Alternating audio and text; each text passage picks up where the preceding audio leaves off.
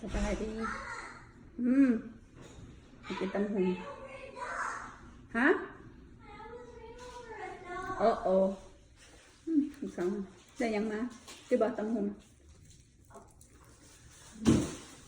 จะซื้อแมคโดนัลด์มาอยู่วะโอเคกินซะมากินน้ำมันมีนี่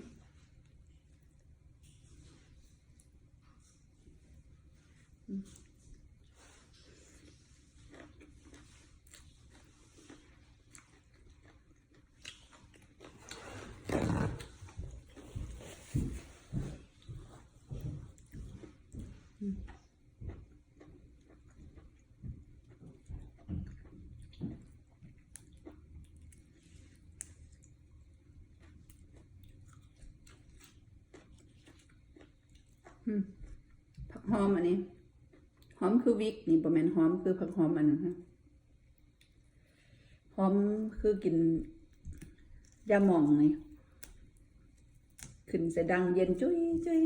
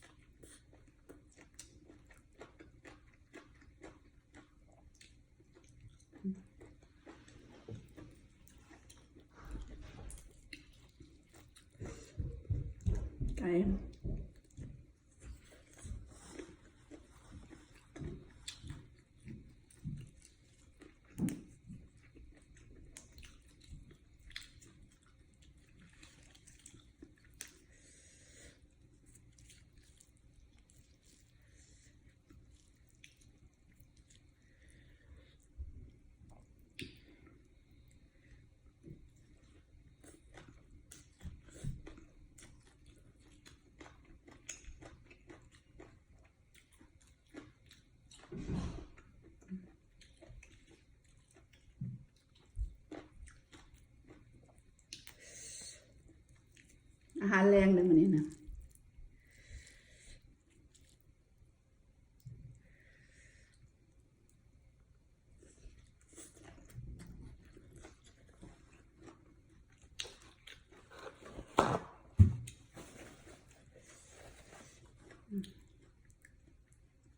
ลวกเห็ด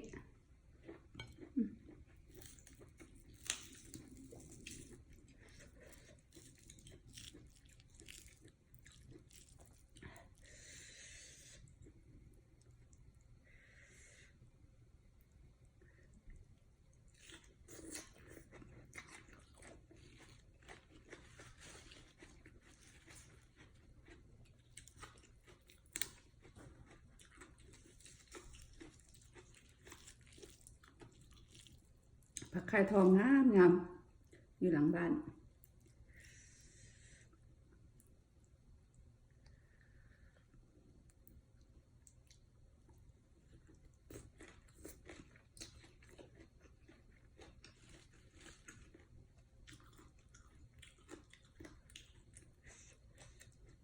แซ่บได้ลวกกินกับตำหุง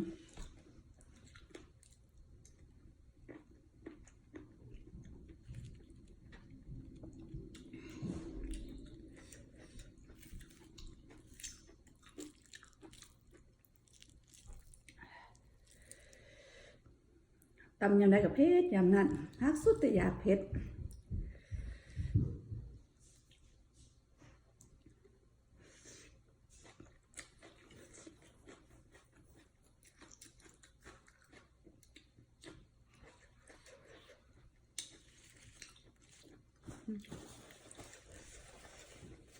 โอ้ขอเผ็ดและตาขอแสบพร้อมขออันนี้เด้อ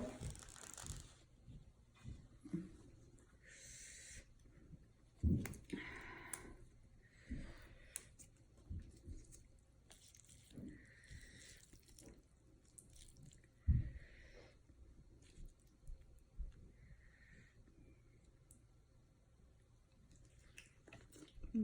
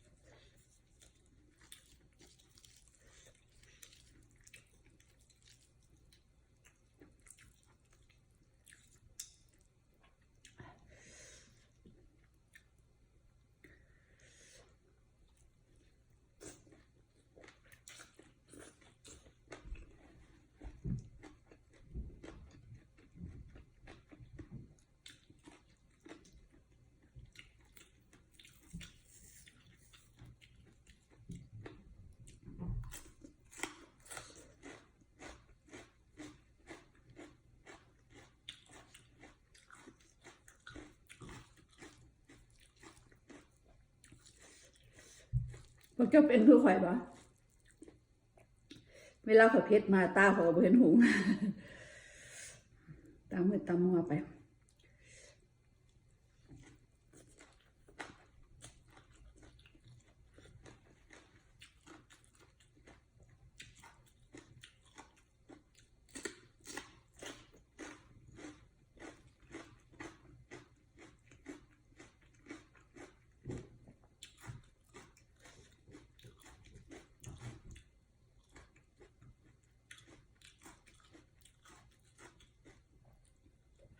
อืม